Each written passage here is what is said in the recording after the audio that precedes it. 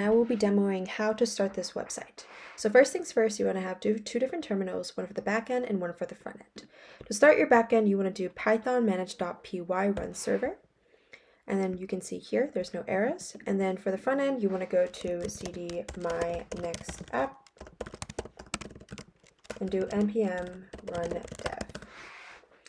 After that, you can start your local website by searching up the local host 3000. Here is going to be your starting page. So it is going to be under the tab students, under the active little demonstration here. And here you can get a student list of student ID, student name, gender, academic history, time slot availability, enemies, PM experience, and project preference. If you keep refreshing the page, it generates different information every single time. But let's say you want to generate some teams. So let's say I want to do final test. And let's say you wanted to have 5 people per team, and you wanted to say yes for diversifying, and if you want to match people with their preferences. If you generated this, you have it like this, where you can access all the different information that was actually from the last page. So now let's look at those visualizations that we can use for final test. Here, we can look at our final test by clicking on final test. Here you can see the different demonstrations that you used previously, so the total team size, the max team size, men team size, and the project set, and then if there's any overall satisfaction. After that, you have the bare bones of you not selecting any teams, but let's say you want to look at each team individually, you can. So let's say you want to look at different team 1, you can see all the students, and you can try even moving it. So let's say I want to move Anne Solomon to team 6, for instance. Right, dynamically at the moment you can't see it, but if you refresh the screen and go to team 6, you can see Anne Solomon is actually on the team. Now let's take a look at the visualizations. So let's take academic history.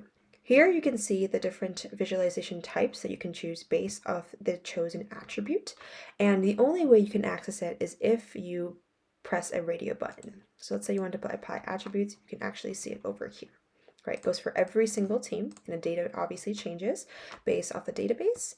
But let's say you decided to add one, and then you decided to just select apply attributes. It wouldn't show it, and you have to be able to click one of the radio buttons. And you can see here, it is a heat map of the different time slots of availability. Same thing goes for gender. So tally view, let's do a pie chart for instance, right? You can see the pie chart over here, all the information. You can try to kind of scroll to see what it benefits you in the long run. Let's say with this information, you just have decided, okay, this team is ready to be posted on Canvas and that you're happy with the demonstrations. So what you do is you put ready. And what you can do for now is you can move it down to the bottom and work your way from top to bottom. Here, you can continue doing it. So let's say I want to in progress, right? There is unfortunately no functionality for it to manually to dynamically actually order it, but I'm sure in the future, if any teams are interested in doing this, they definitely can. Then let's go with all the different attributes. So every time you want to access all the attributes, you do have to select the apply attributes, but then you can see here all the different data that is for you to look at. Based off what is selected on the attributes tab over here, you can actually access the different information. So I've obviously accessed all the different attributes, but let's say I only want to take a look at academic history. So I get rid of all of that, apply attributes. You can see here, academic history aligns with the selected attribute you set it up here.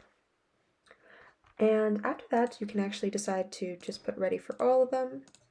And then eventually it will be connected to Canvas and you can say ready to go and save your progress. And as a result, this is the demonstration. You can also access different team generations that you made previously. See all the different students.